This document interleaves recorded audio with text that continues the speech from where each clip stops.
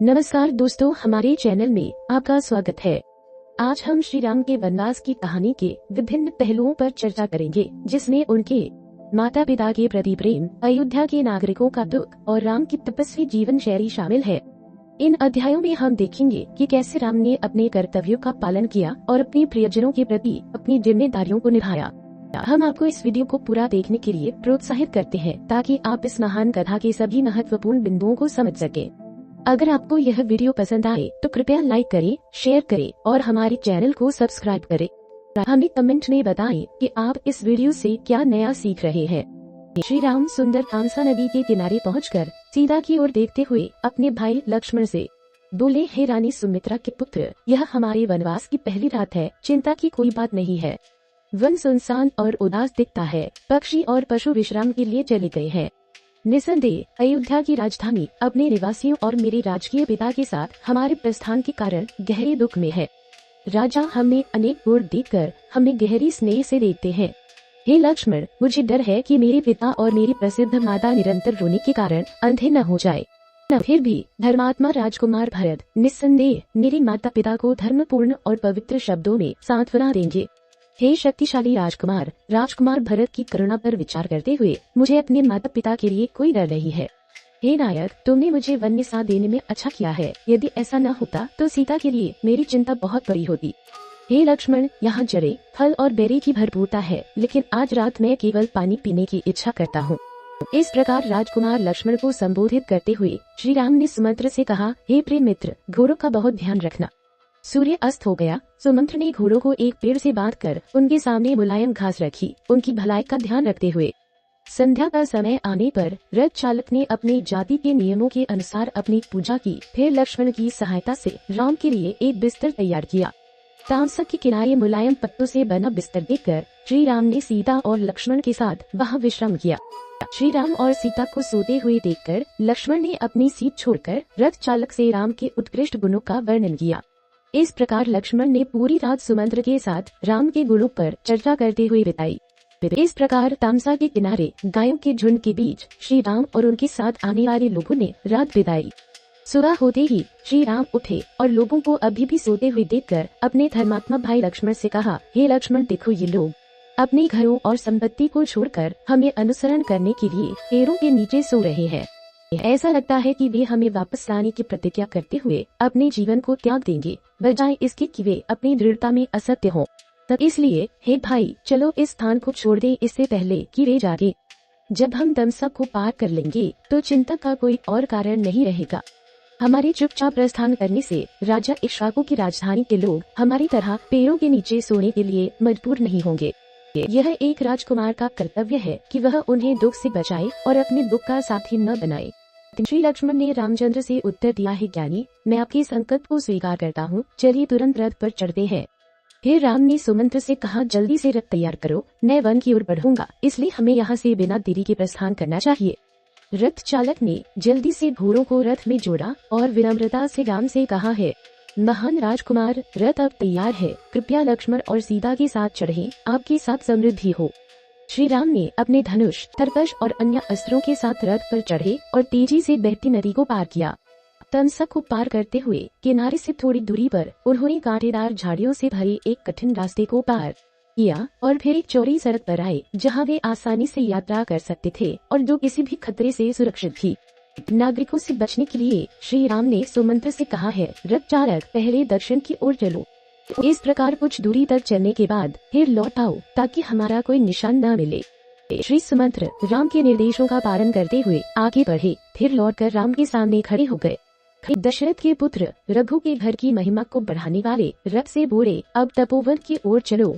सुमंत्र ने रथ को उत्तर की ओर मोड़कर वन की दिशा में आगे बढ़े। रात समाप्त होने पर और दिन के उजाले में नागरिक जाग गए और राम को न देखकर दुख में डूब गए, यह नहीं जानते हुए कि क्या करें।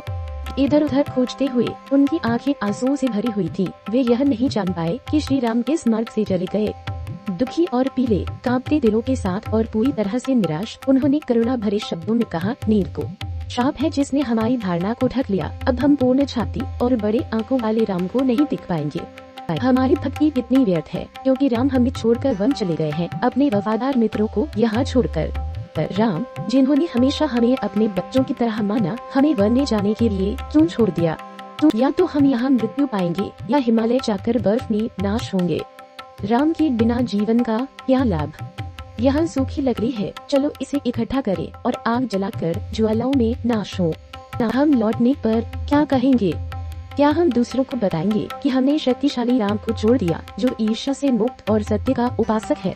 अरे हम ऐसा नहीं कर सकते।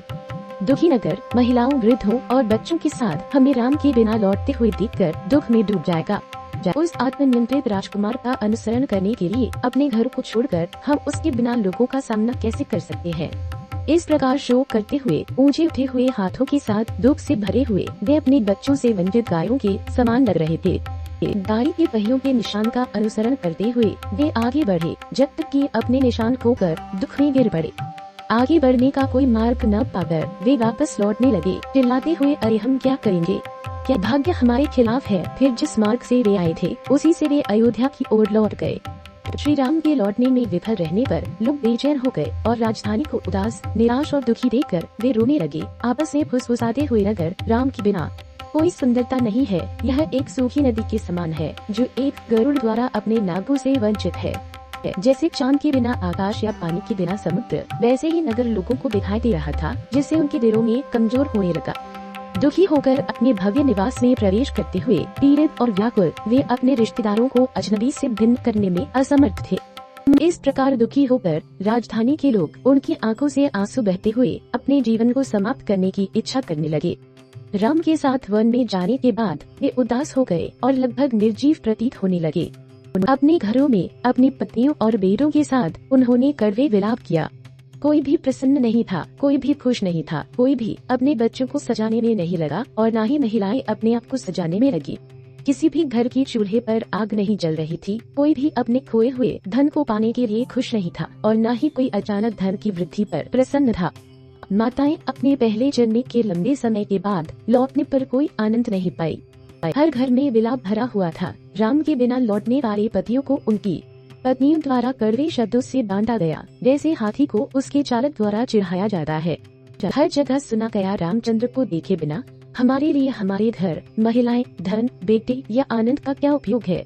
केवल एक ही है जो वास्तव में धर्मात्मा है और वह लक्ष्मण है, जिसने राम और सीता का अनुसरण किया है। इतने भाग्यशाली है वे झीलें और नदियाँ जो कमल से भरी है, जिनके जल में राम स्नान करने के लिए प्रवेश करते हैं, उन्हें शुद्ध करते है। सुंदर वन, हरे किनारों वाली नदियाँ, झीलें और पर्वत श्री रामचंद्र की उपस्थिति से सजेंगे। वे पर्वत जिन्हें राम ने देखा, अपने प्रिय अतिथि को पहचान कर उन्हें उचित आतिथ्य देंगे। वृक्ष भी जिनकी शाखाएं फूलों और कलियों से भरी है, जिनमें मधुमक्खियां गुनगुनाती और बड़बड़ाती है, राम को अपनी सुंदरता अर्पित करेंगे। पहाड़ों से असमय फूल निकलेंगे और उनके सम्मान में फल और फूल देंगे। विभिन्न सुंदरता वाले क्रिस्टल जलप्रपात पहाड़ों से बहेंगे ताकि उन्हें आनंदित कर सके। पहाड़ों की ढलानों पर उगने वाले वृक्ष उन्हें मोहित करेंगे। जहाँ राम है वहाँ भय और खतरा दूर हो जाते हैं। राजा दशरथ के वीर पुत्र अभी भी हमसे थोड़ी दूरी पर है, आओ हम उनका अनुसरण करें। उस प्रबुद्ध के पवित्र चरणों की सेवा में ही कोई खुशी नहीं है। वास्तव में वह संसार का एकमात्र भगवान है, निराकार, सर्वोच्च स्थिति और हमारा एकमात्र सहारा। शहर की महिलाएं दुख से अभिभूत होकर अपनी पतियों से बोली, आओ हम राम का अनुसरण करें, हम श्री सीता की सेवा करेंगे, आप श्री राम की सेवा करें। याद रखें, राम आपको वन में सुरक्षित रखेंगे, जबकि श्री सीता हमें सहारा देंगी। उस जीवन का क्या उपयोग है जहाँ हृदय अशांत है और मन उद्देश्य से वंचित है? यदि कैकेयी ने नैतिक कानून को छोड़कर राज्य पर शासन किया, तो हमें बच्चों और संपत्तियों में क्या आनंद मिल सकता है? यहाँ तक कि हमारे जीवन भी निरर्थक हो जाएंगे। क्या कैकेयी हमारे लिए चिंतित होगी, वह जिसने राजा दशरथ और अपने पुत्र श्री रामचंद्र को सत्ता के लिए त्याग दिया?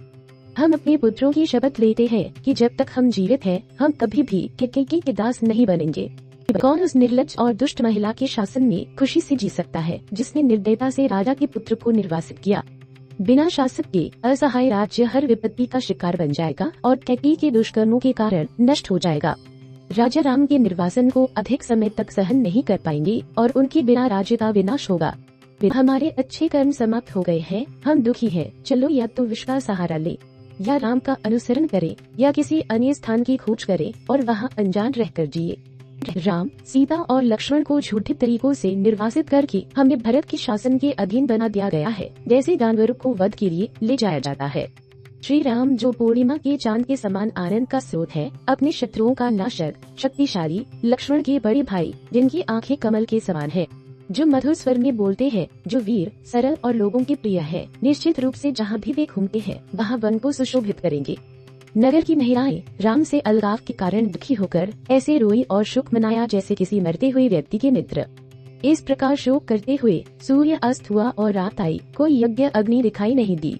न ही वेद के अध्ययन में समर्पित ब्राह्मणों ने पवित्र ग्रंथों का उच्चारण किया, न ही पुराणों का पाठ किया, और किसी भी निवास से कोई दीप जलाया नहीं गया। अयोध्या नगर दुखी और दरिद्र, व्यापार की दुकानों से वंचित, सितारों से रहित आकाश के समान सुंदरता से वंचित हो गया। अयोध्या की महिलाएं जैसे उनके अपने पुत्र या भाई निर्वासित हुए हों, अत्यंत दुखी होकर रोई। श्री रामचंद्र उनके लिए अपने बच्चों से भी प्रिय थे। नगर में न तो गीत या संगीत सुनाई दिया, न ही नृत्य या किसी प्रकार की खुशी का संकेत था। व्यापारी अपने माल को प्रदर्शित करना बंद कर दिया और उदासी में बैठ गए। इस प्रकार अयोध्या बिना खुशी या गतिविधि के जलविहीन महासागर के समान सुनसान दिखाई दी। श्री राम अपने पिता के आदेश को याद करते हुए रात भर दूर यात्रा करते रहे। एक दिन उगाया जबकि वह अभी भी यात्रा कर रहे थे, अपनी प्रातः की प्रार्थना अर्पित करते हुए वह अपने मार्ग पर आगे बढ़ते रहे। शीघ्र ही कौशल की दक्षिणी सीमा पर पहुंच गए। खेती की गई खेतों, जंगलों और फूलों से लदे पेड़ों का आनंद लेते हुए उन्होंने तेज घोड़ों द्वारा यात्रा की। जब वह गुजरे तो उन्होंने गांवों और बस्तियों के लोगों को इस प्रकार बातचीत करते सुना है। राजा दशरथ, जो इच्छाओं के बंधन में है पर दुख है। कैकेयी का हृदय कितना कठोर है, उसकी प्रवृत्ति कितनी निर्दयी है। उसने प्राचीन परंपरा का उल्लंघन करते हुए यह बुरा कार्य किया है। उसने प्रकाश के राजकुमार को, जो विद्वान, दयालु और संयमी है, निर्वासित कर दिया है। जनक की राजा की पुत्री, जो आराम में पली बड़ी है, वह जंगल की कठिनाइयों को कैसे सहन करेगी। अरे राजा को अपने पुत्र से कोई प्रेम नहीं है, अन्यथा वह एक ऐसे पूर्ण व्यक्ति को नहीं छोड़ता जो सभी के कल्याण के प्रति समर्पित है। ग्रामीणों के शब्द सुनकर श्री राम तेजी से आगे बढ़े और कौशल की सीमा पार कर गए। फिर वेदश्रुति नदी, जो एक शुद्ध धारा है, को पार करते हुए वह दक्षिण की ओर बढ़े। एक बड़ी दूरी तय करने के बाद वह समुद्र की ओर बहने वाली गोमती के ठंडे जल पर पहुँचे, जहाँ कई गायें उसके किनारे चल रही थी। तेज घोड़ों को रोकते हुए राम ने इस नदी को पार किया और फिर सिंधिका को, जिसके किनारे मोर और बत्तखें सुनाई दे रही थी। राम ने यहाँ सीता को वह भूमि दिखाई जो पहले मनु ने इक्ष्वाकु को दी थी, जो कई राज्यों का एक विशाल और खुला देश है। फिर श्री राम, जिनकी आवाज एक जादुई हंस के समान थी, ने सुमंत्र से कहा, हे रथ चालक, वह दिन कब आएगा जब मैं अपने माता पिता के साथ जंगल से लौटकर सरयू के फूलों वाले जंगलों में खेलूंगा। जंगल में शिकार करना राजसी ऋषियों का विशेषाधिकार है। यह राजाओं का प्रिय शौक है और अन्य भी इसकी ओर झुकते हैं। मैं इसे बुरा नहीं मानता और जब मेरे तप का समय समाप्त होगा तब इसमें संलग्न होना चाहता हूँ। इस प्रकार अपने उद्देश्य में दृढ़ श्री रामचंद्र ने सुमंत्र के साथ मधुरता से बातचीत जारी रखी। कौशला की सीमा पार करने के बाद राम ने अयोध्या की ओर मुड़कर हाथ जोड़कर शहर को संबोधित किया, हे अयोध्या नगरों की प्रमुख, इक्ष्वाकु वंश के राजाओं द्वारा संरक्षित, मैं आपसे और आपके रक्षकों देवताओं से विदाई लेता हूँ, जो आपके साथ निवास करते हैं। राजा की आज्ञा का पालन करते हुए मैं वन से लौटकर फिर से आपको और अपने माता पिता को देखूंगा। फिर अपने हाथ उठाते हुए श्री राम ने उनकी आंखों से आंसू गिरते हुए अपने पिता के राज्य के नागरिकों को संबोधित किया, हे आप, जिन्होंने मुझे एक स्वामी के योग्य सम्मान और स्नेह दिया है, यह उचित नहीं है कि आप मेरे साथ रहें। अब अपने घर लौटें और अपने परिवारों के कर्तव्यों का पालन करें। श्री राम को प्रणाम करते हुए लोगों ने श्रद्धा के साथ उनका परिक्रमा की और घर की ओर लौट गए, बार बार रुकते हुए, रोते और विलाप करते हुए। श्री राम ने उन्हें रोते हुए देखा और उन्हें देखकर संतुष्ट नहीं हुए। उन्होंने सारथी से कहा कि वह तेजी से चले और उनकी दृष्टि से बाहर निकल गए, जैसे सूर्य शाम के समय दृष्टि से बाहर चला जाता है। अपने मार्ग पर आगे बढ़ते हुए श्री राम ने समृद्ध नगरों और गांवों को देखा, जो दानशील, धर्मात्मा और निर्भीक लोगों से भरे हुए थे, जो उनके शहरों के मंदिरों और यज्ञ के खम्भों की प्रचुरता से प्रमाणित होते थे। आम के पेड़ों से भरे बाग पारदर्शी जल के तालाबों से समृद्ध थे, जिनमें सावधानी से देखभाल की गई सड़कों और यहाँ वहाँ चरते हुए मवेशियों के झुंड थे। हर जगह वेद का पाठ सुनाई दे रहा था। अपने रथ से श्री राम ने कौशला के राज्य का अवलोकन किया और इसकी सीमाओं को पार कर गए। बुद्धिमान राम खुशहाल और समृद्ध लोगों द्वारा बसे विस्तृत भूमि के माध्यम से आगे बढ़ते हुए सुखद बागों से समृद्ध कोशला की दक्षिणी सीमा पर पहुँचे और पवित्र गंगा को देखा, जो ऋषियों की उपस्थिति से सजी हुई थी, जिसकी ठंडी जलधारा 3 दिशाओं में बह रही थी। पवित्र नदी के किनारे के निकट उन्होंने सुंदर आश्रम देखे, जो पवित्र पुरुषों द्वारा आवागमन थे और स्वर्गीय नायिकाओं द्वारा खेलते हुए देखे गए पारदर्शी जल के तालाब। पवित्र गंगा देवताओं, दैत्यों, स्वर्गीय संगीतकारों और नायरों द्वारा सम्मानित वह पवित्र धारा अनगिनत आकर्षक दृश्यों को प्रदर्शित करती है, जो देवताओं के बागों से सजी हुई है और जिसे स्वर्ग में स्वर्ण कमल की धारा कहा जाता है। वह पवित्र नदी, जिसकी लहरों की टकराहट की आवाज गहरी हंसी की तरह लगती है, जो तेजी से बहती है, बर्फ की तरह सफेद फेन से ढकी हुई, खुशी से आगे बढ़ती है और ऊंचाइयों से चट्टानों पर गिरती है, एक कन्या की चोरी के समान लगती है, कभी कभी चक्रवातों द्वारा सुंदर बनाई जाती है।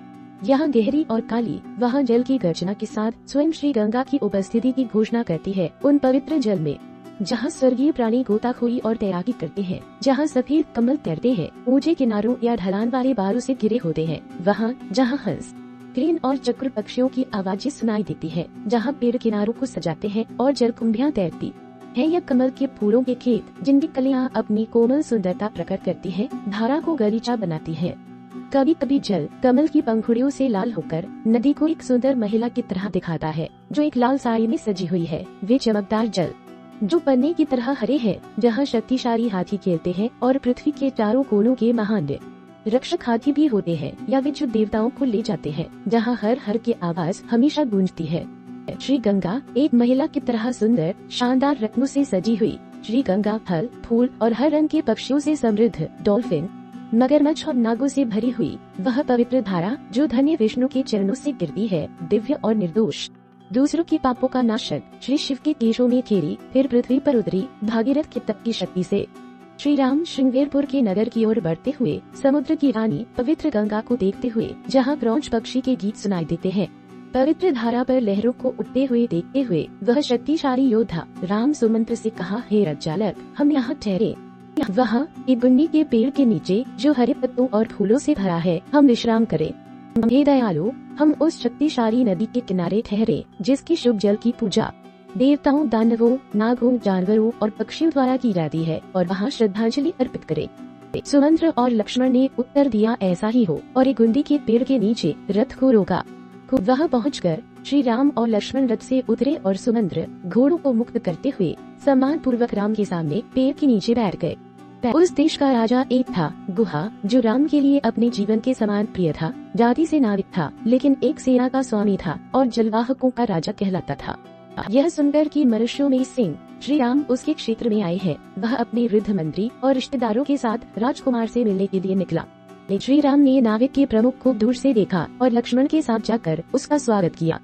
गुहा ने श्री राम को तपस्वी के वस्त्र में देखकर दुखी होकर उनके सामने झुकते हुए कहा है, राजकुमार, यह चौड़ा राज्य आपके लिए अयोध्या के समान हो, कृपया अपने आदेश दे, मैं आपकी सेवा में हूँ। हे शक्तिशाली, ऐसा अतिथि पाकर बहुत ही दुर्लभ है। गुहा ने फिर स्वादिष्ट भोजन के उत्कृष्ट व्यंजन साथ में अर्घ्य लाकर कहा, हम आपके सेवक हैं और आप हमारे स्वामी हैं। इस राज्य को स्वीकार करें और इसे अपने जैसा शासन करें। यहाँ विभिन्न प्रकार के व्यंजन, मिठाइयाँ, तरल पदार्थ, मसाले, विश्राम के लिए उत्कृष्ट बिस्तर और घोड़ों के लिए चारा सब आपके लिए उपलब्ध है। श्री राम ने उत्तर दिया, हे गुहा, आपने प्रेम से मेरे स्वागत के लिए पैदल चलकर आए हैं, इससे मैं सम्मानित हुआ हूँ। मैं आपसे प्रसन्न हूँ। फिर उन्हें अपनी मजबूत बाहों में लेकर और गले लगाते हुए श्री राम ने उन्हें प्रसन्न स्वर में कहा, हे गुहा, मेरी शुभ किस्मत से मैं आपको और आपके मित्रों को अच्छे स्वास्थ्य में देखता हूँ। क्या आपके लोगों और आपकी सामान में सब कुछ ठीक है? हे मित्र, मैंने उपहारों को स्वीकार करने का त्याग किया है। मैं आपके द्वारा प्रेम से दिए गए भोजन का सेवन नहीं कर सकता। जान लें कि मैंने कुशा घास और हिरण की खाल धारण की है। मैं फल और कंद खाकर जीता हूँ। मैं धर्म का रक्षक और अपने पिता का सेवक हूँ। एक तपस्वी होने के नाते मैं केवल घोड़ों के लिए थोड़ा घास स्वीकार कर सकता हूँ और कुछ नहीं। इसी से मैं पूरी तरह से स्वागत किया गया हूँ। मेरे पिता दशरथ के ये घोड़े उन्हें प्रिय है। उन्हें जो घास और शुद्ध पानी मिला है, मैं इस परिपूर्णता में सम्मानित हूँ। इस पर गुहा ने अपने सेवकों को घोड़ों के लिए पानी और चारा प्रदान करने का आदेश दिया। श्री राम ने छाल का वस्त्र धारण कर अपनी संध्या की पूजा की, श्री लक्ष्मण द्वारा लाए गए पानी का पान करते हुए।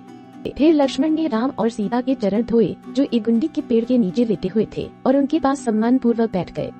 गुहा और सुमंत्रा श्री लक्ष्मण के पास बैठे थे, जो धनुष और बाण से सुसज्जित थे और राम की सावधानी से रक्षा कर रहे थे। उन्होंने पवित्र संवाद में रात बिताई।